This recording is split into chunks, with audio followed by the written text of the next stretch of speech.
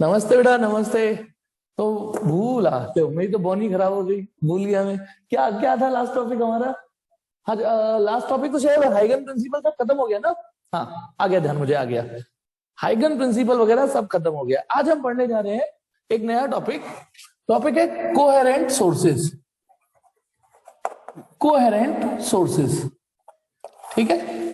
Sources, source जहां से wave चलती है, जहां से एनर्जी जनरेट होती है। पानी में कंकड़ी मारी तो वो कंकड़ी जैसी हिट हुई, वो पॉइंट सोर्स था। लेकिन क्योंकि हम यहाँ ऑप्टिक्स की बात कर रहे हैं, तो सोर्स का मतलब भी हम लाइट को ही डेडिकेट करेंगे कि लाइट का सोर्स। तो यहाँ कोहेरेंट सोर्स का क्या मतलब है? जैसे S1 और S2 नाम की दो सोर्स हैं। यदि ये दो कंडीशन सेटिस्फाई कर दें, यदि ये दो कंडीशन सेटिस्फाई कर दें, ये वाली दो कंडीशन जो मैं अभी बोलूंगा, ठीक है, तो उसको कोहेरेंट सोर्स बोलते हैं। कौन सी? एक तो उनसे निकलने वाली लाइट की फ्रीक्वेंसी सेम होनी चाहिए, फ्रीक्वेंसी सेम होनी चाहिए, ठीक है। Both source must emit light of same frequency. दूसरी शर्त, दोनों सोर्सों से निकलने वाली लाइट का फेज सेम होना चाहिए। और अभी लेकिन इसमें अभी एक और बात है। बाई चांस फेज सेम नहीं है ना, फेज तो ध्यान है ना, मैंने वेव फ्रंट में समझा दिया था, वेव फ्रंट में समझा दिया, तो आज इतनी इस पे मेहनत नहीं करूंगा। ये रहा सेम फेज, है ना। यदि फेज सेम नहीं है तो फिर फेज डिफरेंस होगा। तो वो जो फेज डिफरेंस है, फिर वो कांस्टेंट होना चाहिए। वो जो फेज डिफरेंस है, phase difference must be constant, must be, not should be. यानी या तो फेज सेम हो, बाई चांस फेज सेम नहीं है तो अभी एक कहानी है कि फेज डिफरेंस यदि है तो वो कांस्टेंट होना चाहिए। यदि ये दोनों कंडीशन सेटिस्फाइड है तो दोनों सोर्सों को हम बोलेंगे these two sources are coherent sources, और इनसे निकलने वाली लाइटों को बोलेंगे कोहेरेंट लाइट, या इनसे निकलने वाली वेव्स को बोलेंगे कोहेरेंट वेव्स, कोहेरेंट वेव्स बोलेंगे। कोहेरेंट का थोड़ा थोड़ा मतलब समझने के लिए होता है जुड़वा, जुड़वा भाई बहन, जुड़वा बहन है, लगभग लगभग, ठीक है। कोहेरेंट, हाँ मैं वही बता रहा हूँ, कोहेरेंट का लगभग थोड़ा मीनिंग थोड़ा थोड़ा जुड़वा से है। लेकिन यहाँ एम्पलीट्यूड सेम होना नेसेसरी कंडीशन में नहीं है। एम्पलीट्यूड सेम होना नहीं बोला। अच्छा, मैंने आपको पास्ट में भी बता चुका हूँ, वेव फ्रंट वाले वीडियो में भी देख लेना कि दो फेस बिना एम्पलीट्यूड के भी फेस सेम हो सकता है ना। तो यदि दोनों की फ्रीक्वेंसी सेम है, फेस सेम है, या फेस डिफरेंस कांस्टेंट है, तो हम उन्हें बोलेंगे कोहेरेंट वेव्स, है ना। और हाँ, एक तरीके से बोल सकते हैं सिमिलर बट नॉट कॉन्ग्रुएंट। अभी अभी आगे बढ़ो तो सही, समझ जाओगे थोड़ा और। अब जैसे सपोज करो मैंने कोई वेव की इक्वेशन लिखी a sin ओमेगा t। जो लोग लेट ज्वाइन हुए उन्हें ये एम्पलीट्यूड पार्ट होता है और ये फेज कहलाता है। एम्पलीट्यूड, फेज, एम्पलीट्यूड, हालांकि एक्चुअली फेज इसको बोलते हैं, फेज इसको बोलते हैं, लेकिन ये किसके साथ लगा हुआ है ये भी इंपॉर्टेंट रखता है। तो जैसे ये कोई इक्वेशन है y1 equal to a sin omega t, और दूसरी इक्वेशन वेव की इक्वेशन ली मैंने b sin ओमेगा t। अब हम इन्हें चेक करते हैं, मतलब एक सोर्स से ये लाइट निकल रही है और एक से ये लाइट निकल रही है, तो उनके एम्पलीट्यूड तो अलग अलग है सर, लेकिन एम्पलीट्यूड चेक करना शर्त में ही नहीं है। एम्पलीट्यूड के लिए तो कोई शर्त ही नहीं है, तो इसलिए एम्पलीट्यूड सेम हो या ना हो अभी आपको डिसीजन नहीं लेना, ठीक है। दोनों में साइन साइन लग रहा है ओमेगा टी, इसका मतलब फेज, देखो यदि इसमें भी ओमेगा है और इसमें भी ओमेगा है, जब उनकी एंगुलर फ्रीक्वेंसी सेम है तो फिर फ्रीक्वेंसी भी सेम होगी, क्योंकि ओमेगा खुद 2 पाई न्यू होता है, याद है ना, ओमेगा खुद 2 पाई न्यू होता है। जब दोनों का ओमेगा सेम है तो फ्रीक्वेंसी भी सेम, यानी पहली शर्त तो पूरी होगी। और इनके बीच का फेज भी सेम है, एग्जैक्टली सेम फेज की वेवलेंथ है, तो सेम फ्रीक्वेंसी सेम फेज, हम बोलेंगे y1 and y2 are coherent sources, coherent light, coherent waves, कुछ भी बोल दो, ठीक है। सपोज करो मैंने एक तीसरी वेव और लिखी c, उसमें लिख दिया c sin omega t plus π/2। अब आप इन दोनों वेव को देखिए, इन दोनों को, इसको इसको इसको इसको, एम्पलीट्यूड सेम है नहीं है, पर हमें एम्पलीट्यूड सेम नहीं होने पे घबराना नहीं है, ठीक। एक मिनट बेटा, हाँ, तो यहाँ पे बाकी बच्चे भी रेस्पॉन्ड कर रहे हैं, उनको भी सिग्नल ठीक आ रहे हैं। तो a sin omega t c sin, अब एम्पलीट्यूड सेम नहीं है, कोई दिक्कत नहीं, एम्पलीट्यूड सेम होना ना होना वो कोहेरेंट की कंडीशन में ही नहीं। इसमें ओमेगा लग रहा है, इसमें भी ओमेगा लग रहा है, तो फ्रीक्वेंसी तो सेम हो गई, यानी ये कंडीशन पास हो गई। लेकिन जब इन दोनों का फेज डिफरेंस हम निकालेंगे, फेज डिफरेंस, फेज डिफरेंस दोनों साइन में है, इसमें ओमेगा टी, इसमें ओमेगा टी प्लस π/2, इसमें से इसे घटाइए तो फेज डिफरेंस आ रहा है π/2। अब π/2 तो कांस्टेंट होता है ना, पाई 3.14 2 से डिवाइड कर दो तो ये तो कांस्टेंट है, तो इसका मतलब y1 y2 का फ्रीक्वेंसी सेम है, फेज भले ही सेम नहीं हो, लेकिन फेज डिफरेंस जो आ रहा है वो कांस्टेंट आ रहा है। तो यानी ये मैच कर जाए या ये मैच कर जाए, तो वो ये भी यानी कोहेरेंट सोर्सेज निकली, कोहेरेंट लाइट निकली। चलिए नेक्स्ट लेते हैं y4। मान लो मैं एक नई वेव लेता हूं c sin omega T plus pi by 2 into T, ये मैंने लिया पाई बाई 2 इंटू टी। अब इसको देखो, फ्रीक्वेंसी तो सेम है ना, फ्रीक्वेंसी हाँ सेम है, बिल्कुल सेम है। फेज डिफरेंस तो इसका और इसका निकाल रहा हूं बेटा मैं, अब की बार फेज डिफरेंस ध्यान रखना, फेज डिफरेंस निकालना बेटा, कितना आ रहा है फेज डिफरेंस, इसका फेज डिफरेंस आ रहा है पाई बाई 2 इंटू टी, इसमें टी भी आ रहा है, जब इसे घटाओगे देखो टी, इसका मतलब ये फेज डिफरेंस टी डिपेंडेंट है, कांस्टेंट नहीं है। यदि मैं कहता हूं 1 सेकंड के बाद फेज डिफरेंस कितना होगा, आप बोलोगे टी की जगह 1 रख दोगे पाई बाई 2, मैं बोलूंगा 2 सेकंड के बाद फेज डिफरेंस टी की जगह 2 रख दोगे सर पाई, तीसरे सेकंड कुछ, चौथे सेकंड कुछ और, ये तो बदल रहा है ना, तो ये फेज डिफरेंस कांस्टेंट नहीं है, ये तो टाइम डिपेंडेंट हो गया, टाइम डिपेंडेंट। तो इसका मतलब y1 एंड y4 कोहेरेंट नहीं है कोहेरेंट। और हमारी फिजिक्स की डिक्शनरी में इसका अपोजिट वर्ड है, यदि वो कोहेरेंट नहीं है, मतलब ये दो कंडीशन सेटिस्फाई नहीं हो रही, तो फिर उसके लिए वर्ड है इनकोहेरेंट, इसका उल्टा, मतलब उल्टा, इसका उल्टा इनकोहेरेंट बोलो, या एक और वर्ड है नॉन कोहेरेंट, ऐसे भी बोल सकते हो, ये तो पर्यायवाची हो गए ना, कोहेरेंट, इनका उल्टा या तो इनकोहेरेंट बोलो या नॉन कोहेरेंट। तो बता लो y1 और y4 कौन सी कंडीशन नहीं सेटिस्फाई हो पाई, फ्रीक्वेंसी की तो सेटिस्फाई हो गई, लेकिन जो फेज डिफरेंस निकला वो कांस्टेंट नहीं निकला, वो निकला टाइम डिपेंडेंट, तो हम बोलेंगे ये कोहेरेंट नहीं है। एक और ले लेते हैं बेटा y5, मान लो वो मैंने लिखी ई साइन ओमेगा डैश डी। अब इसको चेक करते हैं, y1 और y5 को चेक करते हैं, तो ये तो पहली बॉल पे आउट हो गया, ये तो पहली ही बॉल पे आउट हो गया, क्यों, क्योंकि इनका तो फ्रीक्वेंसी ही नहीं मैच, एंगुलर फ्रीक्वेंसी नहीं मैच कर रही, तो फ्रीक्वेंसी का मैच करेगी, तो भैया ये तो आगे क्या चेक करे, जब पहली बॉल पे आउट हो गया तो ये भी इनकोहेरेंट है। होपफुली कि अभी आपको मैथमेटिकली समझ में आया, अभी कोहेरेंट का फील वैसे नहीं आ रहा होगा, आ जाएगा, लेकिन मैथमेटिकली तो आने लगा ना समझ में कि किसको कोहेरेंट किसको इनकोहेरेंट बोल रहे हैं। अब एक्चुअली कोहेरेंट सोर्सों में कुछ विशेषता होती है, कुछ स्पेशल इफेक्ट देते हैं ये, है ना, तो चलिए पहले तो इसे मिटाते हैं। अब एक और चीज, अब फिजिक्स ने एक जो अगली लाइन बोलने वाला हूं मैं, हो सकता है वो थोड़ा सा आपको अजीब सा लगे। अब फिजिक्स क्या बोलेगी कि दो इंडिपेंडेंट सोर्सेज ऑफ लाइट कभी भी कोहेरेंट नहीं होती, two independent sources of light can't be coherent. अब इस शब्द का, डायलॉग का मतलब क्या है, मतलब एक 60 वाट का बल्ब, ये भी 60 वाट का बल्ब, दोनों 60 वाट के बल्ब, दोनों फिलिप्स कंपनी के, दोनों की मैन्युफैक्चरिंग यूनिट है, फिर भी ये दोनों बल्ब कभी भी कोहेरेंट लाइट, वो जो दोनों कंडीशन मिट गई है, मैं केवल नंबर डाल देता हूं, है ना, ये कभी भी दोनों सेटिस्फाई कर ही नहीं सकते। दो मोमबत्ती, अलग अलग मोमबत्ती, दो अलग अलग एलईडी कभी भी कोहेरेंट नहीं हो सकती। अब मैंने ये नहीं कहा कि दो सोर्सेज कोहेरेंट कभी नहीं हो सकती, मैंने कहा दो इंडिपेंडेंट सोर्सेज। एक्चुअली मैं समझाता हूं मैं डायलॉग क्या दे रहा हूं। जैसे ये बल्ब है, ये 100 वॉट बल्ब है, 100 वॉट, और एक ये बल्ब है, ये भी 100 वॉट बल्ब है, तो इनसे निकलने वाली लाइट मुझे कह रही है कभी भी कोहेरेंट होगी नहीं। अच्छा यहां लगे हाथ एक चीज और बताता हूं, हमें यदि पॉइंट सोर्स बनाना हो, पॉइंट सोर्स के लेके कोई एक्सपेरिमेंट करना हो, तो अभी तक आपके दिमाग में आएगा एलईडी ले लो, हम एलईडी से भी छोटा पॉइंट सोर्स बना सकते हैं। और बढ़िया एलईडी से एक जो दिक्कत है कि एलईडी ज्यादा पावरफुल लाइट नहीं देती, हम पॉइंट सोर्स भी बना सकते हैं, थोड़ी बहुत पावरफुल लाइट भी मिल जाएगी। करना क्या है, आप एक कोई हेलोजन बंद कर लीजिए, बढ़िया सी हेलोजन, 1000 वाट की हेलोजन जला दी आपने, है ना, लेकिन ये तो हेलोजन है, साइज खूब बड़ा है, इसको बंद कर दो किसी बॉक्स में, इसकी जरा भी लाइट बाहर निकलेगी, पूरी तरीके से बंद, मतलब एक बॉक्स जिसमें बल्ब जल रहा है अंदर 1000 वाट का, ठीक है, लेकिन आपको नहीं पता चलता।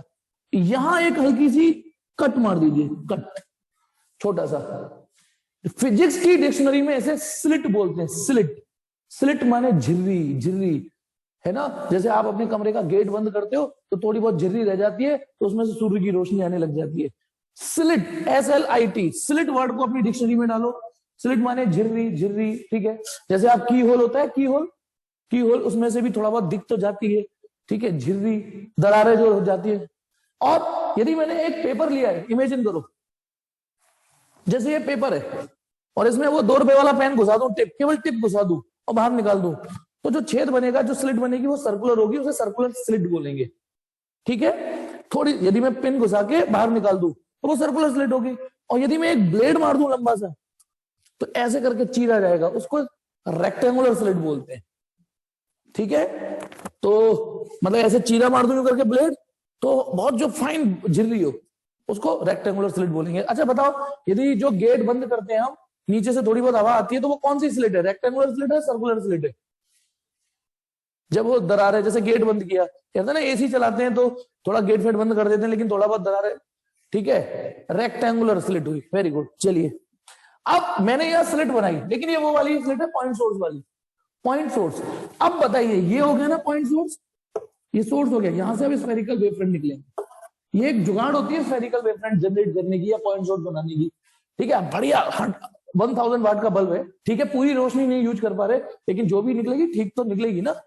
ऐसे इसको बंद कर दो। अब मैं क्या पढ़ा रहा हूं, सुनिए, मैं ये पढ़ा रहा हूं कि 200 वाट के बल्ब है, उनको यदि मैं सोर्स बनाऊं तो ये निकल, ये रहा S1 और ये S2, 2 सोर्स है, एक स्लिट यहां बना दी, एक स्लिट यहां बना दी, इसके वेवफ्रंट निकल रहे हैं, इसके वेवफ्रंट निकल रहे हैं। ये दोनों कोहेरेंट लाइट कभी नहीं हो सकती, कभी नहीं हो सकती।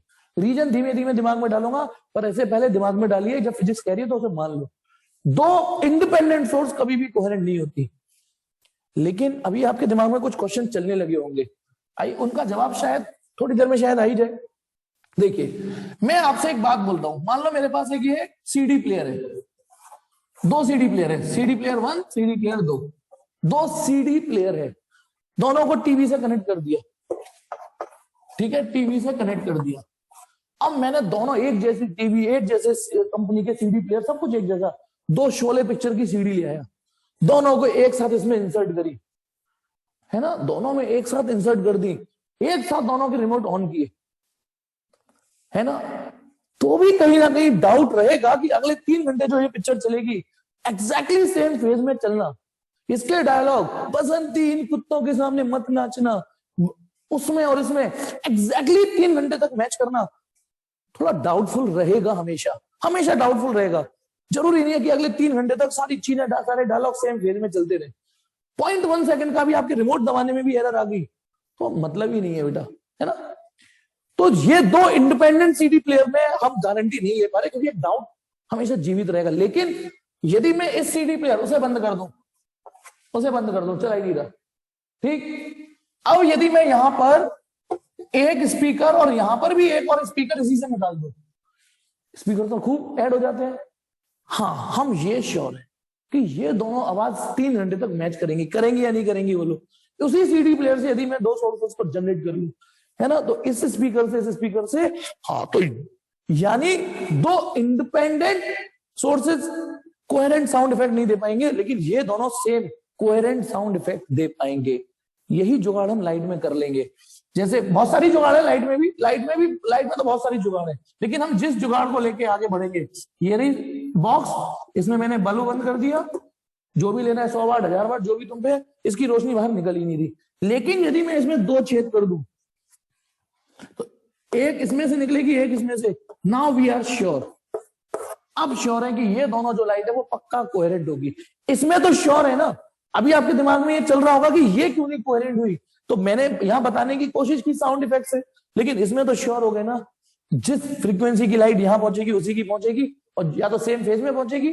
जैसे सपोज करो ये बल्ब सेंटर पर है तो एक साथ पहुंचेगी लाइट दोनों पर, और यदि बल्ब सेंटर पर नहीं है, बल्ब यहां पर है और एक स्लिट यहां बनी हो एक, तो कोई बात नहीं, पहले यहां पहुंच जाएगी फिर यहां पहुंचेगी, लेकिन जो फेज डिफरेंस रहेगा आगे उठने वाली लाइट, फिर वो हमेशा सेम निकलेगा, यदि या तो सेम फेज होंगी, नहीं तो फेज डिफरेंस होगा, ठीक है। तो लेकिन अब वो फेज डिफरेंस फिक्स है, लेकिन वो बार बार बदल नहीं रहा।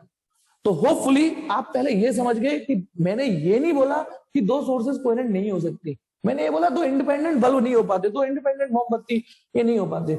मैं इसका चलो रीजन देता हूं, पर इसका रीजन आना नहीं है एग्जाम में, लेकिन एक फिजिक्स के पॉइंट ऑफ व्यू से इसका रीजन दे देता हूं आपको। हमें पहले ये पता होना चाहिए लाइट निकलती कैसे, हमें लाइट मिलती कैसे। आप कहोगे सर बल्ब लगा देते हैं, लेकिन बल्ब ने कैसे लाइट देती, एलईडी ने कैसे लाइट देती। तो एक्चुअली हम एक इतनी केमिस्ट्री, इतनी फिजिक्स पढ़ चुके हैं ना जब एटम अपनी एक्साइटेड स्टेट में होता है, एटम एक्साइटेड बोलो या इलेक्ट्रॉन एक्साइटेड बोलो, एक ही बात होती है, ध्यान रखना। ये मत बोलना कि सर ने थोड़ा गलत बोल दिया। एटम एक्साइटेड स्टेट में, इसका मतलब इलेक्ट्रॉन उसको एक्साइट कर चुका है, इलेक्ट्रॉन। तो जब एक्साइटेड स्टेट से इलेक्ट्रॉन अपनी लोअर एक्साइटेड स्टेट या ग्राउंड स्टेट में आता है तो वो एनर्जी निकालता है। ये रहा न्यूक्लियस, ये रही कुछ ऑर्बिट्स, इलेक्ट्रॉन है ना, ये मान लो इलेक्ट्रॉन यहां से यहां ट्रांजिशन कर रहा है तो ये एनर्जी निकालता है ना, यही है लाइट। ये लाइट यदि विजिबल रेंज की हुई तो वो दिखेगी, और ये लाइट यदि इंफ्रारेड रेडिएशन की हुई तो दिखेगी नहीं, पर लाइट तो है ना। अब जैसे कुछ रिमोट में ऐसी एलईडी यूज करते हैं जिसमें इंफ्रारेड रेडिएशन निकलते हैं, दिखती नहीं है पर वो काम तो कर रही है ना। आपको नहीं दिख रही, इसका मतलब ये थोड़ी नहीं कि सराउंडिंग में लाइट नहीं है ना। इसीलिए कहते हैं कि भगवान आपको नहीं दिख रहा, इसका मतलब ये थोड़ी नहीं कि भगवान है नहीं। तो इन शॉर्ट इसे बोलते हैं लाइट। लेकिन होता क्या है, एक छोटी से छोटी एलईडी में अरबों सोर्स होती है, अरबों एटम होंगे। ये रही एक एलईडी, एक एलईडी ये रही, इसमें लाखों करोड़ों अरब एटम होंगे, इसमें भी एटम होंगे।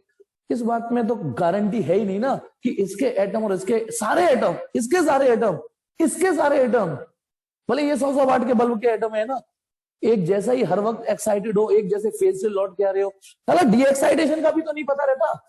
किसी कोई इलेक्ट्रॉन एक्साइटेड है तो उसके लिए भी तो कोई थंब रूल नहीं है ना कि वो लौट के ग्राउंड स्टेट में आएगा। प्रॉब्लम तो ये है ना, इलेक्ट्रॉन ऐसे भी डी एक्साइट, ऐसे देखो, ऐसे ऐसे ऐसे भी डी एक्साइट हो जाते हैं, कुछ डायरेक्ट ऐसे आ जाते हैं, वो भी ऐसे डी एक्साइटेड हो जाते हैं। जब वो टुकड़ों में आएगा तो 3 फ्रीक्वेंसी निकालेगा, इसमें 1 निकाल देगा। तो ये बड़ा, ये इम्पॉसिबल है लाइट के लिए कि इसके बिलियन और बिलियन एटम और इसके बिलियन और बिलियन एटम एक जैसी फेज की लाइट निकाल पाए। तो इसलिए जैसे 2 सीडी प्लेयर में हम डाउट में थे, तो लेकिन हमने ये कोहेरेंट जुगाड़ बनाई। तो थोड़ा थोड़ा पहले कोहेरेंट समझना स्टार्ट करो। What is coherent sources of light. अब एक चीज और मैं बता रहा हूं, उसको सुनेंगे। वो ये 2 नंबर का क्वेश्चन है, आपने इतनी देर में 2 नंबर का क्वेश्चन पक्का कर लिया। ये बहुत पूछा जाता है कोहेरेंट, और यही लिखना है, यही 2 नंबर लुटवा देंगे आपको। 1 नंबर में पास में पूछ लिया गया है, can 260 watt bulb serve as a coherent source, आप बोल देना नो, बस। अब सुनो, एक चीज सुनना, यहाँ थोड़ा बायो वालों के लिए मैं थोड़ा सा सॉरी फील करूंगा, है ना, और कुछ मैथ वाले तो बायो जैसा, कुछ मैथ वाले भी बायो जैसा फील करेंगे। जैसे y1 equal to a sin theta है, ये कोई वेव है जिसकी इक्वेशन a sin थीटा है, तो साइन का ग्राफ ऐसे आएगा ना। यदि मैं इसको ग्राफ में कन्वर्ट करूं तो ये ग्राफ ऐसे आएगा, किस किस के बीच में, y1 और थीटा के बीच में। जो जानता है वो जानता है, साइन का ग्राफ ऐसे आता है, ठीक है। साइन की वैल्यू किस तरीके से 0 से बढ़ते बढ़ते मैक्सिमम हो जाती है ना, और फिर ये a एम्पलीट्यूड हो गया ये। चलो, ये थोड़ा सा बायो वाले हो सकता है नहीं आ रहा हो समझ में, लेकिन अब आते हैं y2। अब आते हैं y2, दूसरी वेव। यदि मैं इसमें माइनस लगा दूं, माइनस है साइन थीटा, तो बायो वाले इतना तो IQ लगा सकते हैं ना कि चलो ये उन्होंने साइन के कर्व कॉस के कर्व उन्हें नहीं पता रहते फ्रीक्वेंटली, ठीक है, पर इतना तो उन्हें नीट के लिए आना चाहिए, साइन कॉस के कर्व तो उन्हें आना चाहिए बेटा। लेकिन चलिए, यदि ये ग्राफ चलो मेरे कहने पे आपने रट लिया, तो इसे तो रटने की जरूरत नहीं है, क्योंकि इसमें सिर्फ माइनस लग रहा है। इसका मतलब इसमें जो वैल्यू पॉजिटिव आएंगी वो इसमें नेगेटिव आएंगी, और इसमें जो नेगेटिव होंगी वो पॉजिटिव होंगी माइनस की वजह से। तो इसका जो ग्राफ आएगा वो क्या हो जाएगा, हालात बदल जाएंगे, जज्बात बदल जाएंगे। जो पॉजिटिव थी वो नेगेटिव हो जाएंगी, जो नेगेटिव थी वो पॉजिटिव हो जाएंगी। तो माइनस लगते ही ये ग्राफ पलट गया। वेक्टर में जब माइनस लगता था तो क्या होता था बोलो, जब 2 वेक्टर माइनस होते थे तो हम बोलते थे ना कि these 2 vector are opposite in direction. Vector में माइनस का मतलब डायरेक्शन होता है, तो यहां पे माइनस का मतलब अपोजिट फेज होता है, यहां माइनस का मतलब अपोजिट फेज होता है। मेरे ये जो हाथ चल रहे हैं ना, ये दोनों सेम फेज में नहीं है। कैसे कह दूंगा सेम फेज में, ये होते हैं सेम फेज, दोनों हाथ ऐसे चले, इसको बोलते हैं एग्जैक्टली अपोजिट फेज। जब 2 ऑसिलेशन ऐसे हो या 2 वेव ऐसे जा रही हो, इसको अपोजिट फेज बोलते हैं, ठीक है। वेक्टर में इस तरीके से जब माइनस आ जाता है तो हम बोलते हैं 2 अपोजिट डायरेक्शन है। वेव में यदि यहां माइनस आ जाता है तो हम बोलते हैं 2 अपोजिट वेव है, अपोजिट फेज की वेव है। मतलब वेक्टर में जो डायरेक्शन होती है वो यहाँ फेज बोला जाता है, जो डायरेक्शन में रिफ्लेक्ट होता है वो यहाँ फेज में रिफ्लेक्ट होता है। अरे एक और चीज, इस इक्वेशन को, ये जो y2 है, हम इसको एक और अंदाज से लिख सकते हैं, आपको अच्छा लगेगा। देखना, टेक्निकली साइन थीटा प्लस पाई लिख सकता हूं या नहीं। इस इक्वेशन को ऐसे एडजस्ट, मैंने माइनस को अंदर एडजस्ट कर दिया, तो mathematically sine theta plus pi minus sine theta ही होता है, 3rd क्वाड्रेंट में चला जाता है। रुको अब सोचो, जब ये 2 वेक्टरों के बीच में माइनस होता है तो हम बोलते हैं अपोजिट, माइनस तो एंगल में बोलते हैं 180 डिग्री, पता ना, एक वेक्टर इधर और एक इधर, तो है ना, एक इधर और एक इधर, तो कितने एंगल का डिफरेंस है इन दोनों में? 180 ना। इन दोनों में देखिए, इन दोनों में भी 180 का फेज डिफरेंस है या नहीं, चेक करो। इसमें ए साइन, उसमें थीटा, इसमें साइन थीटा प्लस पाई। तो मतलब जो चीज वहां डायरेक्शन में रिफ्लेक्ट होती है वो यहाँ फेज में रिफ्लेक्ट होती है। ध्यान रखना, यहां वो फेज में रिफ्लेक्ट होगी। तो यहां से मैं बस आपको ये समझाने जा रहा हूं कि यदि किसी में 180 डिग्री जुड़ जाए तो वो अपोजिट फेज की वेव होती है। समझ में आ गया अपोजिट फेज क्या होता है? आप इंडिविजुअली, अच्छा सपोज करो मैंने ये मिटा दिया, आप केवल इसको भी समझिए, ये और ये अपोजिट फेज की वेव है, ऐसे समझ लीजिए, सिर्फ सिंगल भी पढ़ लीजिए।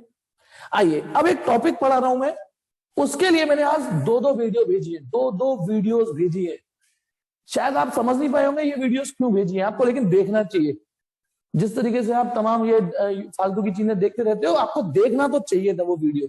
कोई नहीं, आज की क्लास के बाद वो वीडियो देख लेना और मीनिंगफुल लगेगा। मैं पढ़ाने जा रहा हूं superposition principle. Superposition principle, superposition principle, super impose. ये डायलॉग सुना सुना सा लग रहा है, सुना लग रहा है। ये हमने फर्स्ट बुक के फर्स्ट चैप्टर में सुपर पोजिशन प्रिंसिपल पढ़ा था, जब एक चार्ज रजिया की तरह कई गुंडों में फंस जाता था, है ना, रजिया गुंडों में फंस गई, चार्ज कई सारे फोर्स उससे पड़ जाता था, तो सभी उस पर अपनी फोर्स हावी कर देते थे, तो उन सब फोर्सों को निकाल के उनका वेक्टर सम करते थे।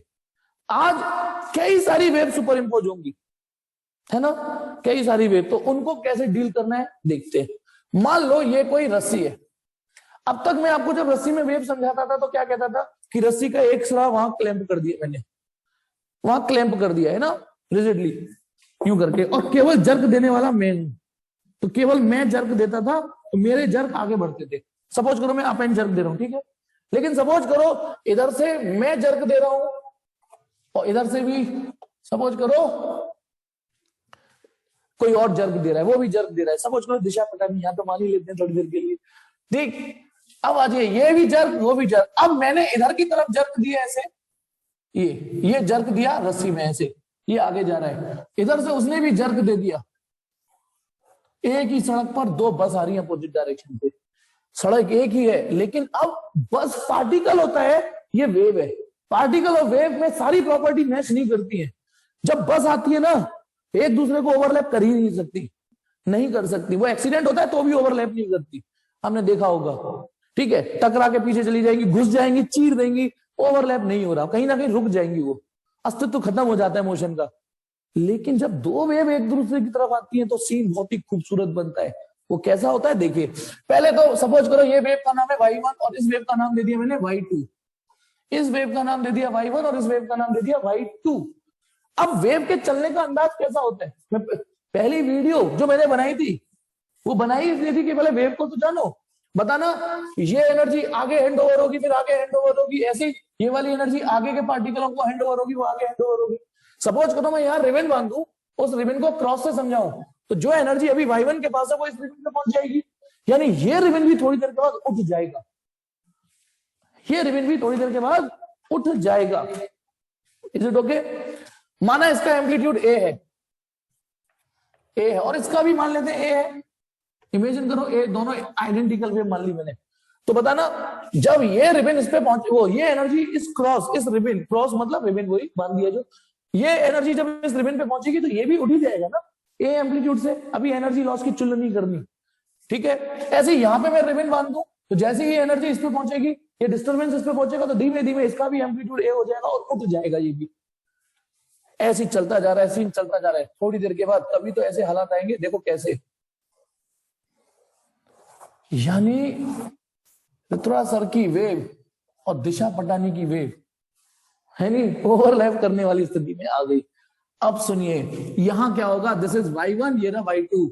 अभी तक इसकी एनर्जी इस पे जाती थी तो ये उठ जाता था, ये एनर्जी इस पे जाती थी ये उठ जाता था, इसके तो मजे आ गए, इसके इस पार्टिकल के, यहां रिबन मान दो, क्योंकि y1 भी इसे ऊपर उठाएगा, y2 भी ऊपर ही उठाएगा, ये दोनों एनर्जी सेम फेज में जा रही है इसमें।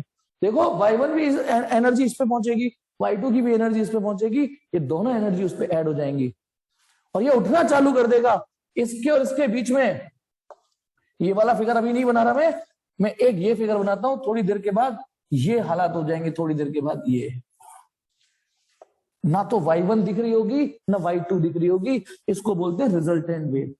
रिजल्टेंट वेव दिख रही होगी ये, और इसका amplitude a plus A plus, यदि ये a है ये a है तो ये 2a हो चुका होगा, या यदि इसका एम्पलीट्यूड a और b है तो a प्लस b लिख देना बस। लेकिन एक मिनट और, कोई गलत फहमी की आप शिकार ना हो जाए, सोचो स्लो मोशन में, स्लो मोशन में, है ना, आप ऐसे ही फील करा सकता हूं बेटा, ये ऐसे चल रहा है अभी कहानी ये, तो सुनिए ये भी इतना हिस्सा, जितना हिस्सा सुपर इम्पोज हो चुका है वो रिजल्टेंट ही है, जितना हिस्सा ओवरलैप हो चुका है वो रिजल्टेंट है, अभी कुछ पोर्शन ओवरलैप होने से रह गए हैं ना, ठीक है, तो यदि ये हिस्सा ओवरलैप्ड है अभी तो ये भी वाई आर है, ये भी वाई आर ही है, और थोड़ी देर के बाद इस तरीके से हालात हो जाएंगे। लेकिन एक मजे की बात, सुपर इम्पोज होने के बावजूद भी कोई भी वेव अपना अस्तित्व नहीं खोएगी, कोई भी वेव अपना अस्तित्व नहीं खोएगी, सभी जीवित है, दिख नहीं रही लेकिन जीवित है, क्योंकि अभी आगे के फिगर रह गए हैं, थोड़ी देर के बाद, मतलब वो तो चल रही है, पल भर के लिए ओवरलैप हुई, आपको ये दिखा, लेकिन थोड़ी देर के बाद ये फिर एक दूसरे से सेपरेट होने की स्टेज पर आ रही है। सेपरेट, हाँ जी बेटा सेपरेट, वो रुकी थोड़ी नहीं है वेव, वो तो चल रही थी, बीच में रिजल्टेंट ये बन गया, ये वाली अब y1 है, ये वाली अब y2 है, एरो पे ध्यान दीजिए, y1 पहले ये था, ये y1 था, ये y2 थी, अब y1 इधर, और ये अपने रास्ते, ये अपने रास्ते, है ना कमाल।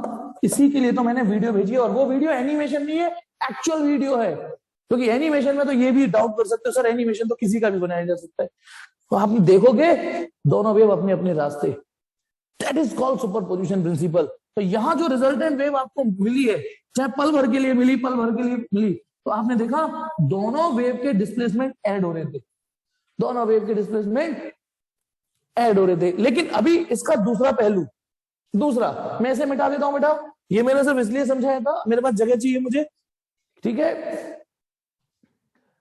नहीं, आयुषी ने पूछा ये दोनों सेम फ्रीक्वेंसी की ना भी हो तो भी सुपर इम्पोज हो गई, यहां मैंने ये वर्ड बोला ही नहीं है, ये अलग अलग फेज, अलग अलग फ्रीक्वेंसी की भी हो सकती है, तो भी वो ओवरलैप करेंगी ओवरलैप, एक नई रिजल्टेंट वेव जनरेट करेगी, ठीक है।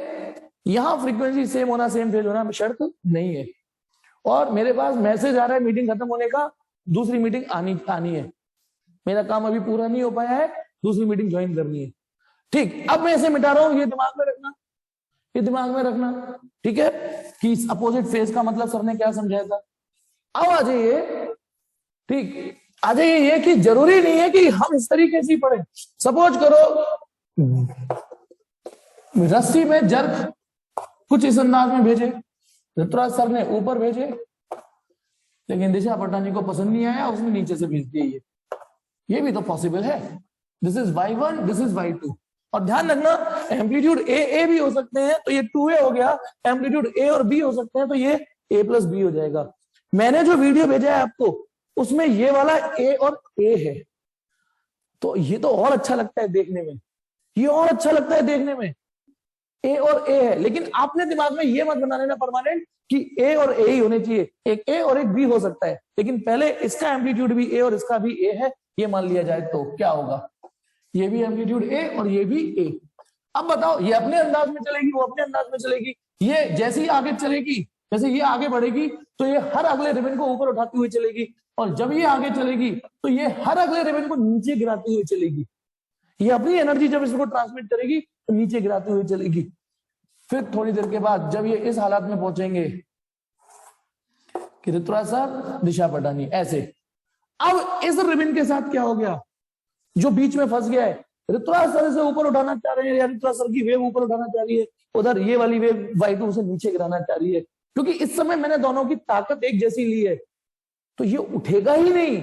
और आप देखना उस वीडियो को बार बार, उसने खुद ने पॉज कर करके दिखाया उस वीडियो ने कि पल भर के लिए ये रस्सी थोड़ी देर के लिए सीधी दिखेगी, पल भर के लिए उसने वीडियो को पॉज भी किया कि रस्सी सीधी हो गई है, पर इसका कतई ये मतलब नहीं है कि वो दोनों वेव का अस्तित्व तो खत्म हो गया है। यही तो खूबसूरती आपको फिजिक्स ने ढूंढी नेचर में, दोनों वेव जीवित हैं, लेकिन वो तो रिजल्टेंट वेव बन, क्योंकि जब दोनों ओवरलैप हो गई तो ना y1 दिखेगा ना y2 दिखेगा, आपको रिजल्टेंट दिखेगा, वो रिजल्टेंट ये रहा है। लेकिन थोड़ी देर के अंदर जब आप देखोगे वो अपने रास्ते चल पड़ी होंगी, y1 और ये y2, किसी भी वेव ने अपना अस्तित्व नहीं खोया। तो अब बताना यहां जो रिजल्टेंट वेव बनी, क्या यहां पर भी ये बोलना उचित होगा कि दोनों के डिस्प्लेसमेंट जुड़ गए? क्या ये भी बोलना उचित होगा? नहीं, यहां पे घटे हैं क्योंकि जीरो एम्पलीट्यूड रह गया, जीरो रह गया एम्पलीट्यूड, ए में से घट गया। और एक का एम्पलीट्यूड बड़ा होता, जैसे एक बड़ा और एक थोड़ा छोटा होता, इधर से आ रहे होते, तो ए माइनस बी लिखते। तो यानी सुपरपोजिशन इस तरीके से भी आ सकता है, रिजल्टेंट दे सकता है, सुपरपोजिशन इस तरीके के भी रिजल्ट दे सकता है। तो फिर फिजिक्स ने स्मार्टली इस रिजल्ट को कैसे पेश किया? अच्छा, कभी प्लस कभी माइनस हो सकता है। तो जैसे दो वेक्टर जुड़ते हैं ना, मैंने आपसे पूछा बताओ दो वेक्टर 6 और 6 का आंसर क्या होगा, तो आप बोलोगे सर डायरेक्शन बताओ, तब बताएंगे 6 और 6 का आंसर क्या है। ऐसी वेव में मैंने कहा दो वेव, इसका एम्पलीट्यूड ए है, इसका एम्पलीट्यूड बी है, बताइए क्या आएगा रिजल्टेंट? तो आप बोलोगे फेज बताओ हमें, किस फेज में ऐड हुए हैं वो। तो इसलिए जो प्रिंसिपल है मैथमेटिकली वो ये बनाया है, सम नहीं वेक्टर सम। वेक्टर सम का मतलब क्या होता है? जोड़ो मगर डायरेक्शन को ध्यान में लेके। पर यार डायरेक्शन नहीं बोलना, फेज बोलना है, क्योंकि जो चीज वेक्टर में डायरेक्शन में रिफ्लेक्ट होती है वो यहाँ फेज में रिफ्लेक्ट होती है, फेज में। तो सुनिए स्टेटमेंट, और ये दो से ज्यादा भी हो सकती थी, तो यही रूल कंटिन्यू करना है। हालांकि ये प्रिंसिपल लिखने को नहीं आएगा, आएगा ही नहीं, टेंशन मत लो, लेकिन समझना तो है ना, क्योंकि इसके बिहाफ पर एक फिजिक्स आपका वेट कर रही है। When two or more wave, when two or more wave, उसी के लिए तो डॉट डॉट छोड़ रखा है।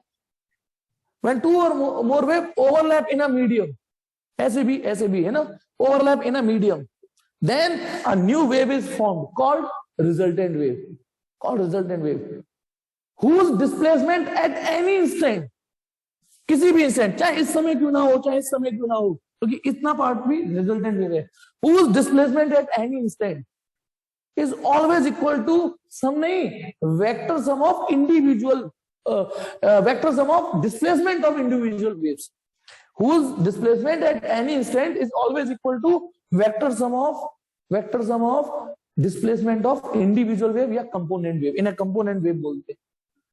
आया समझ में? और यहाँ वेक्टर सम का मतलब है जोड़ो मगर फेज को ध्यान में रख के कि वो किस फेज, किस अंदाज में जोड़ना चाह रही है।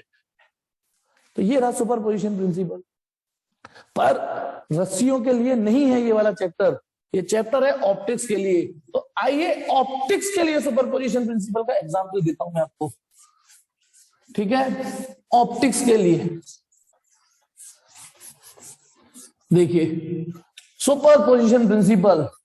अब इसमें देखिए, सपोज करो मैं यहां पर एक बल्ब लेता हूं, है ना, बल्ब, और सामने रख देता हूं स्क्रीन। समझ गए स्क्रीन कैसे रखी है मैंने? आप ऐसे समझ लो, ये रहा मेरे पास बल्ब, ये फोन एक और है, और ये मैंने फ्लैश लाइट, ये बल्ब जला दिया है ना, ये स्क्रीन हो गई। स्क्रीन कोई भी छोटा सा पोर्शन, मान लो मैंने ये एनसीईआरटी नहीं है, चलो कोई नहीं, यही ले लेता हूं।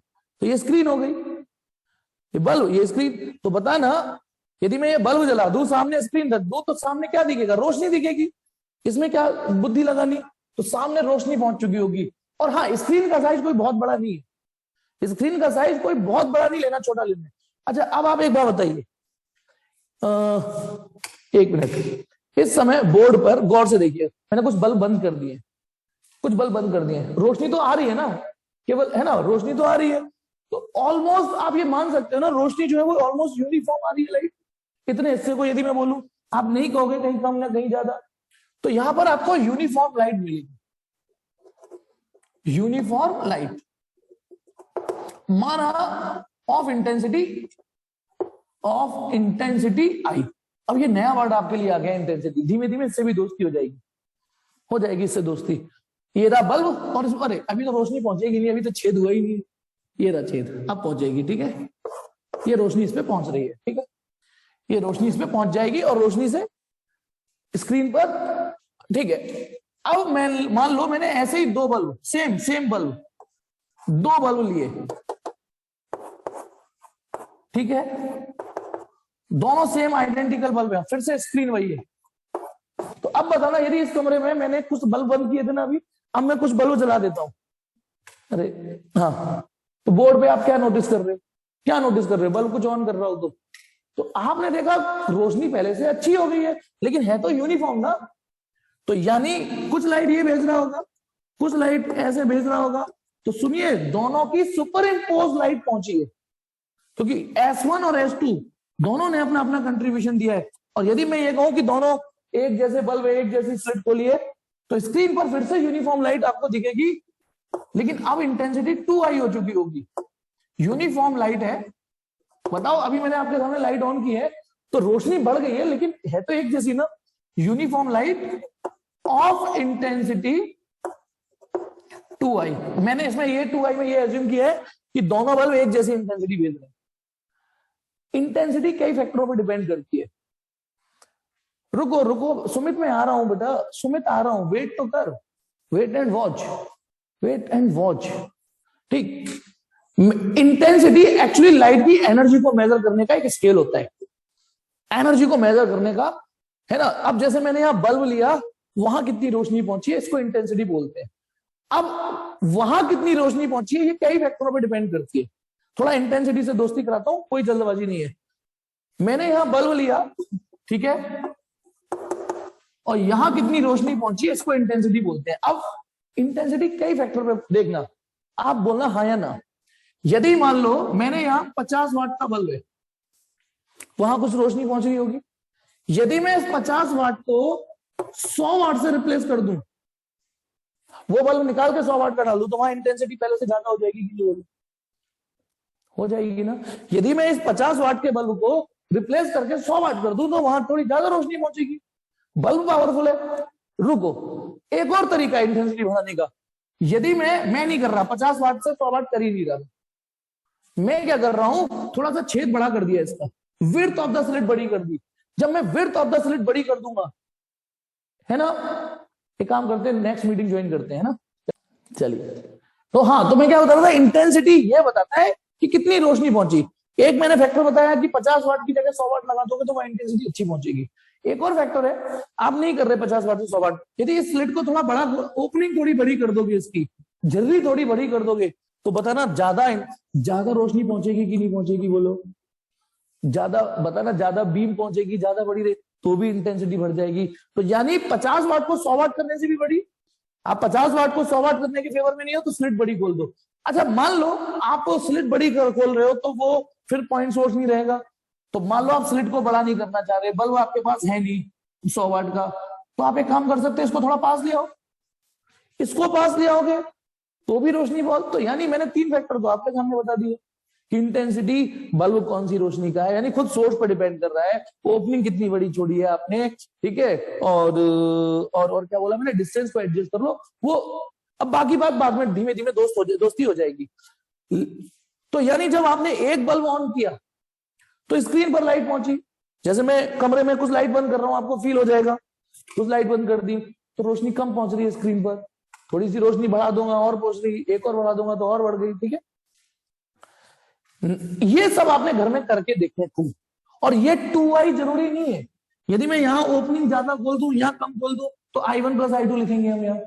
और यूनिफॉर्म लाइट का मतलब ये है कि जो रोशनी यहाँ पर है वही रोशनी यहाँ, हर तरफ रोशनी, जहां आप उंगली करोगे वही रोशनी एक जैसी। अच्छा, मैं जो इतने ही पोर्शन को ले लो स्क्रीन को, ठीक है, तो रोशनी तो एक जैसी पहुंच रही है ना।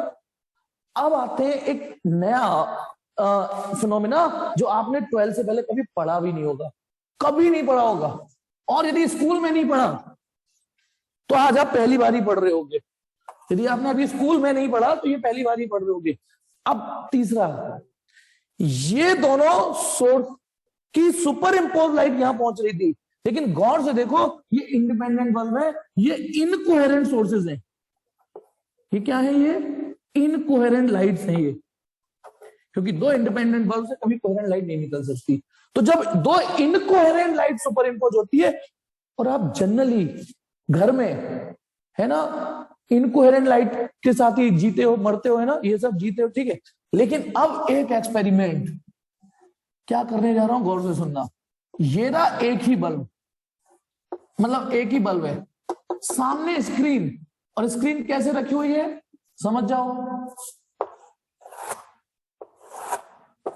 ये स्क्रीन है, मतलब अभी जो मैंने आपके सामने किया था ना, ये जैसे ये स्क्रीन है, ऐसे रख रखी है, जब हम कभी हो सकता, अभी से क्लियर कर देता हूं, जब मैं समझाने, अभी तो इस तरीके से समझा रहा हूँ, फिर बाद में ऐसे भी समझाऊंगा, स्क्रीन को सामने ऐसे भी रखनी पड़ेगा मुझे। अभी मैं ऐसे समझा रहा हूँ क्योंकि पहली बार है, जब हम इसको आगे डिस्कस करेंगे तो हो सकता है स्क्रीन कभी ऐसे समझानी पड़े, तो समझ जाना। अब यदि मैं यहां पर दो ओपनिंग खोलता हूं, दो ओपनिंग खोली मैंने, दो स्लिट यानी S1 S2, तो यहां से भी दो सोर्स थी, दोनों ही सुपर इम्पोज होकर पहुंच रही थी। अब भी दो लाइट निकलेंगी, इससे वेव फ्रंट निकलेंगे, इससे वेव फ्रंट निकलेंगे, इससे वेव फ्रंट निकलेंगे, इससे वेव फ्रंट निकलेंगे, है ना। अब भी दोनों की सुपर इम्पोज लाइट पहुंचेगी, लेकिन इस बार ये दोनों sources S1 and S2 are coherent sources है, कोहेरेंट सोर्सेज। अब आपने गैस करिए, यदि आपने ईमानदारी से बताओ, यदि आपने नोट्स नहीं देखे अभी तक मेरे, और आपने पास में कभी नहीं पढ़ा है, तो तुक्का मारिए कि आपको स्क्रीन पे क्या मिलेगा। तुक्का मारिए, क्योंकि जब आपने पढ़ा ही नहीं, कभी सुना ही नहीं, तो तुक्का ही मारोगे, और इसमें कोई गलत बात भी नहीं है। तो बिना नोट्स देखे बताइए क्या एक्सपेक्ट करते हो, क्या एक्सपेक्ट करते हो कि स्क्रीन पर क्या मिले, क्या मिलना चाहिए स्क्रीन पर, क्योंकि ये आपने कभी घर में किया नहीं होगा। अब आप एक्सपेक्ट करोगे सर अब भी रोशनी ही मिलनी चाहिए हमको, इसमें कौन सी बात है थोड़ी, और 2i इंटेंसिटी की रोशनी मिलनी चाहिए।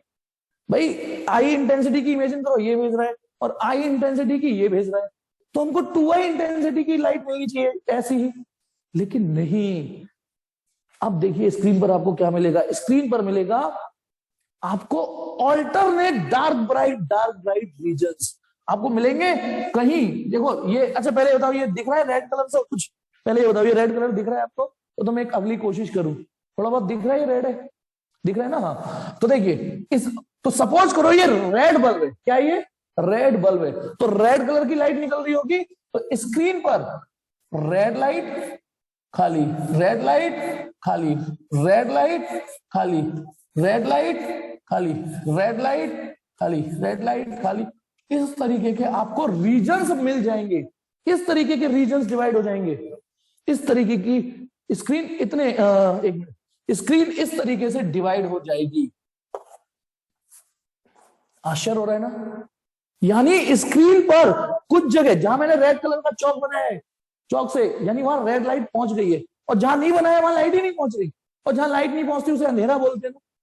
तो कहीं ज्यादा लाइट पहुंच रही, अच्छा या तो अंधेरा बोलेंगे या कम लाइट वाला रीजन बोलेंगे, तो मतलब यूनिफॉर्म लाइट नहीं मिलती। जैसे यहां पर कहीं पर भी मैं उंगली रख दूं, 2i intensity, 2i 2i 2i 2i 2i 2i, हर जगह 2i की लाइट मिल रही थी, लेकिन यहां हर जगह 2i लाइट तो छोड़ो, लाइट ही यूनिफॉर्म नहीं पहुंच रही, कहीं ज्यादा लाइट तो कहीं कम लाइट, कहीं ज्यादा कहीं कम, कहीं ज्यादा कहीं कम, ऐसा चमत्कार देखने को मिलता है।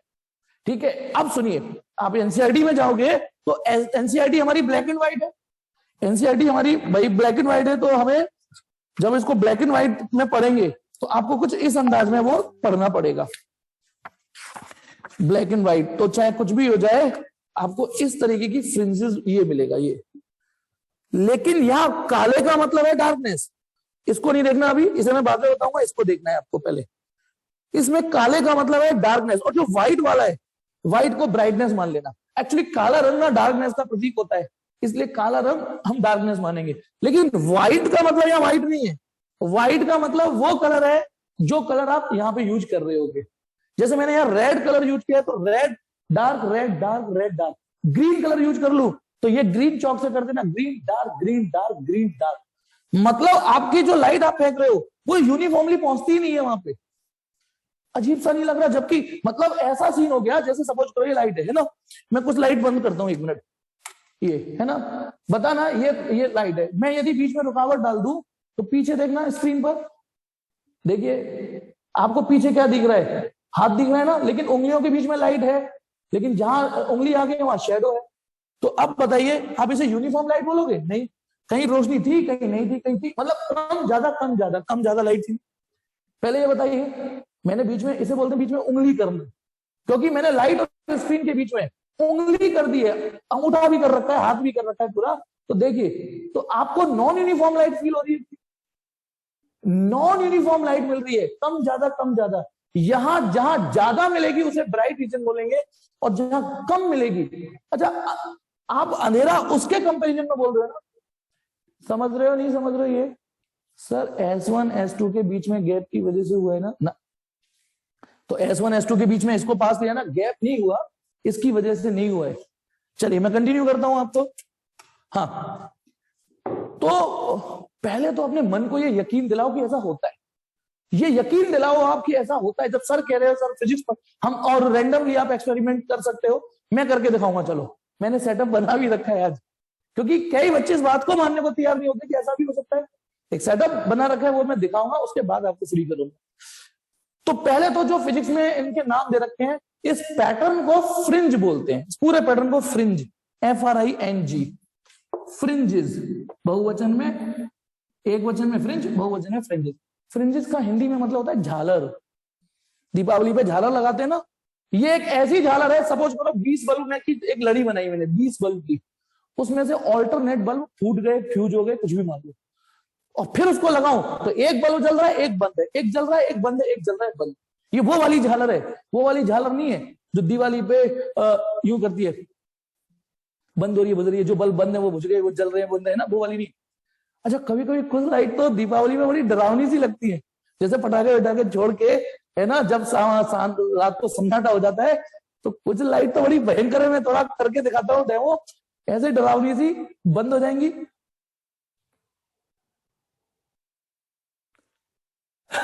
ऐसी लगती है डरावनी सी, अचानक बंद, फिर अचानक जब ऑन होती है। ठीक है, लेकिन ये वो वाली झालर नहीं माननी आपको कि जिसके बल्ब कभी जल रहे हैं, बंद हो रहे हैं। इसमें जो बल्ब मतलब 20 बल्ब है, ऑल्टरनेट बल्ब परमानेंटली फ्यूज हो चुके हैं, परमानेंटली, मतलब जहां लाइट नहीं पहुंची वो पहुंचेगी नहीं। अब ये नहीं कि ये बल्ब बंद हो जाएंगे, अब इनकी बारी है। पहले तो इस पूरे पैटर्न को बोलते हैं फ्रिंज पैटर्न। फ्रिंज झालर सी सज जाती है, जहां जहां लाइट पहुंच गई, जैसे ये पहुंच गई, ये पहुंच गई लाइट, ये जहां लाइट पहुंच गई, इसको बोलते हैं bright region, bright fringe, bright region, ठीक है ना, मैक्सिमा या constructive interference, constructive interference. Sorry बेटा, एक नाम तो देना ही भूल गया। इस फिनोमिना को इंटरफेरेंस बोलते हैं। पहली बात तो इसे सुनो, आपने इससे पहले रिफ्लेक्शन रिफ्रैक्शन पढ़े, आप थोड़ा ऊपर उठिए। रिफ्लेक्शन एक फिनोमिना होता है, रिफ्रैक्शन एक फिनोमिना होता है, डिस्पर्जन एक फिनोमिना होता है शोन बाय लाइट। इस पूरे फिनोमिना को इंटरफेरेंस बोलते हैं, इसको, जो यहां नहीं हुआ है, यहां भी नहीं हुआ, यहां भी नहीं हुआ, यहां हुआ है, इसको बोलते हैं इंटरफेरेंस। जब लाइट यूनिफॉर्म, देखो यहां वर्ड क्या था, यूनिफॉर्म, यहां क्या था, यूनिफॉर्म। यहां तो बोल ही नहीं सकते आप यूनिफॉर्म वर्ड, क्योंकि लाइट आपने सामने देख रहे हो, यूनिफॉर्म लाइट जा ही नहीं रही। तो इंटरफेरेंस की डेफिनेशन सुनिए, ये तब होता है जब सोर्सेज कोहेरेंट हो, और सामने क्या दिखता है, सामने आपको लाइट नॉन यूनिफॉर्म रूप में डिस्ट्रीब्यूट होते हुए दिखेगी। तो इंटरफेरेंस की definition, it is non uniform distribution of light on account of super imposition of coherent sources, to coherent sources. पहले ये समझ में आया नहीं, ये बोलो। It is phenomena of non-uniform distribution of light energy on account of superimposition of two coherent sources.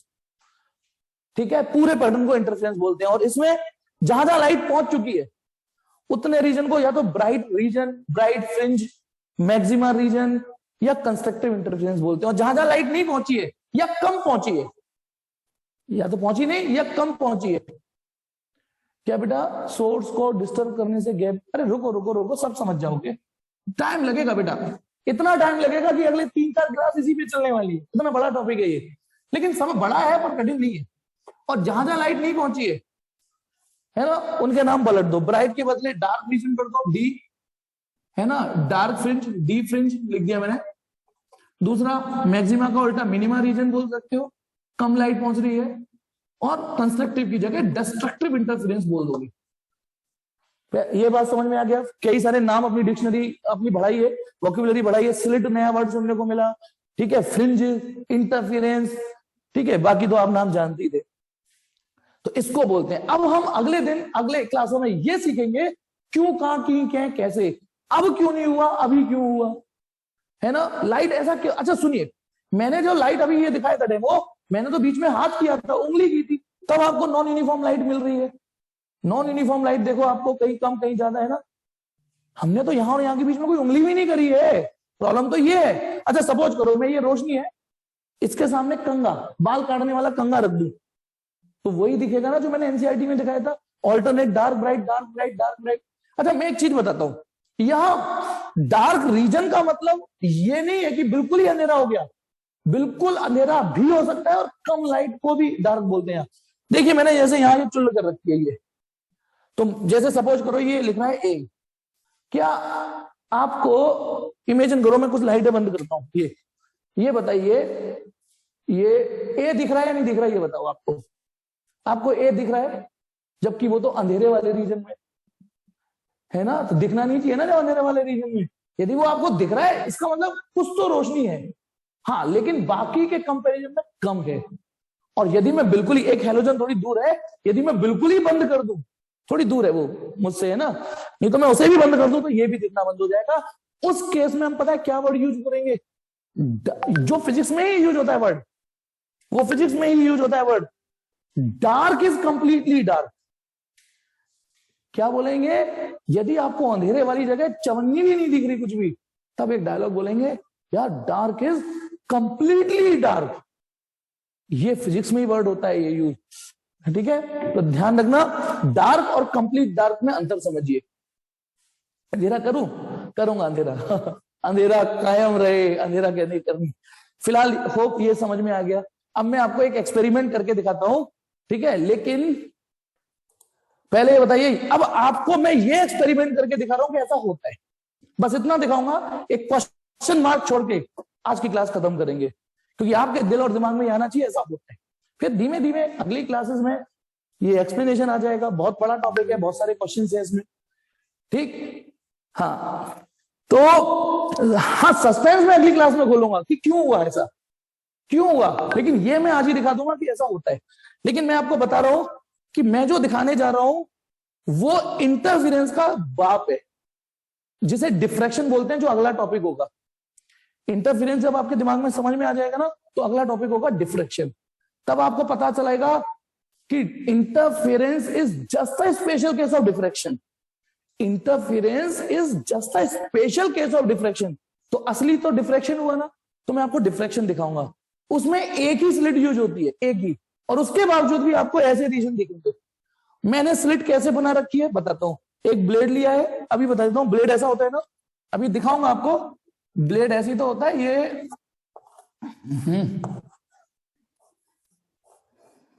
है ना, ऐसे, और बीच में ये डिजाइनिंग सी होती है, यूं है ना ब्लेड।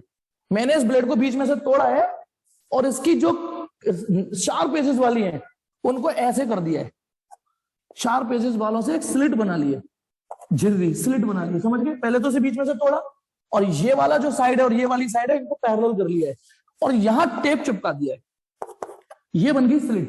क्या बन गई स्लिट।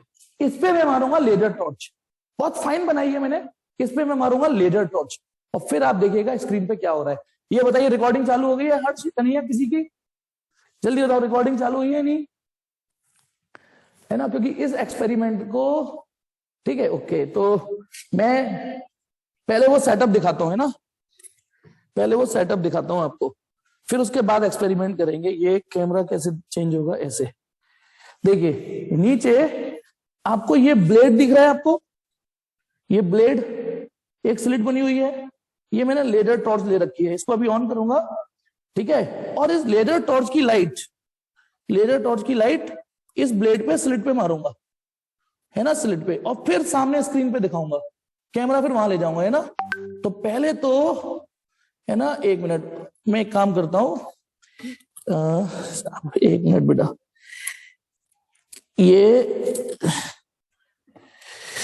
ये मैंने, ये देखिए आपके सामने दिख रहा है ना, ये एक मिनट थोड़ा, एक मिनट,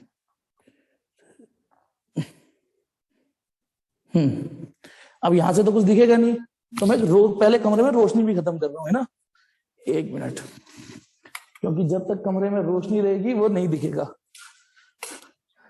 अब देखिए ये जो लाइट गई है सामने, अब स्क्रीन के, अरे मेरे पैर में अटक गया माइक, एक मिनट, हाँ, ये देखिए सामने, ये कुछ दिख रहा है आपको?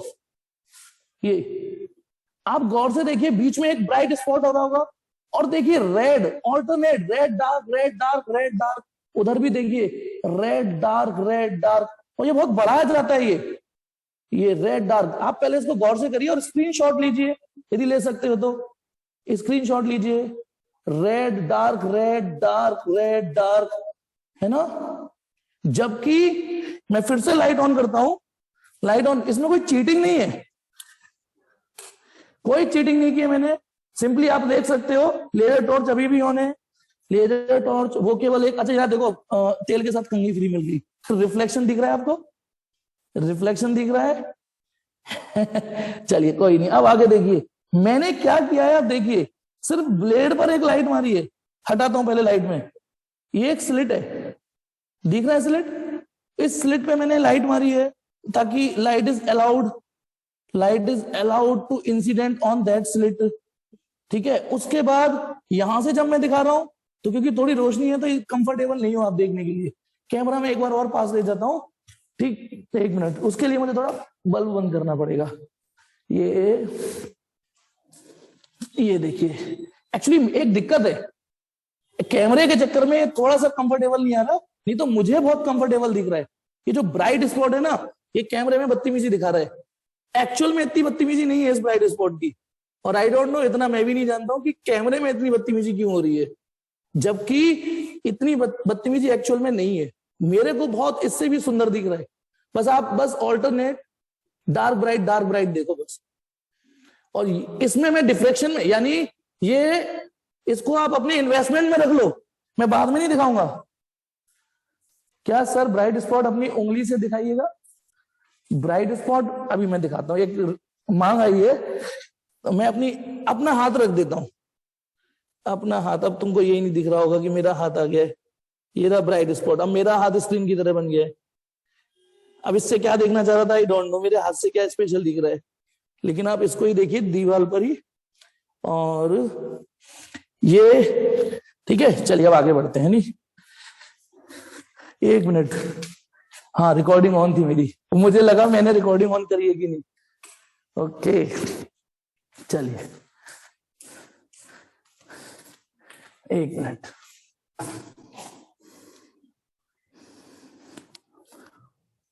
अच्छा, बगल में प्रिज्म भी रखा था, प्रिज्म का भी देखा था आपने? तो ये एक्सपेरिमेंट भूल गया, चलो कोई नहीं। हाँ तो रिकॉर्डेड, ये रिकॉर्डेड बेटा मुझे भेज देना हर्ष, ठीक? अब तो आप सेटिस्फाइड हो इस बात से कि ऐसा होता है? अच्छा, मजा आ गया, कोई बात नहीं। लेकिन ध्यान रखना, अगेन आई एम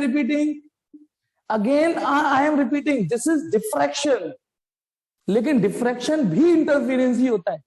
लेकिन क्योंकि आपके दिमाग में क्वेश्चन आएगा, सर आप तो 2 स्लिट खोल रहे थे और आपने तो एक ही स्लिट लगाई थी वहां, है ना? आपके दिमाग में आया होगा क्वेश्चन, और आना चाहिए यदि नहीं आया, क्योंकि मैंने तो एक ही स्लिट बनाई है वहां पे और आप हमें 2 स्लिट का पढ़ा रहे हो, ठीक है? ये क्या हुआ? वो भी वक्त आएगा कि जब वो भी समझ जाओगे, लेकिन आप शुरुआत करते हैं यहां से। अब आपको बस एक होमवर्क दे रहा हूं, चलो नहीं हो पाएगा आपको अभी, वो इतना ही बहुत है, ठीक है? थैंक यू बेटा, बाय।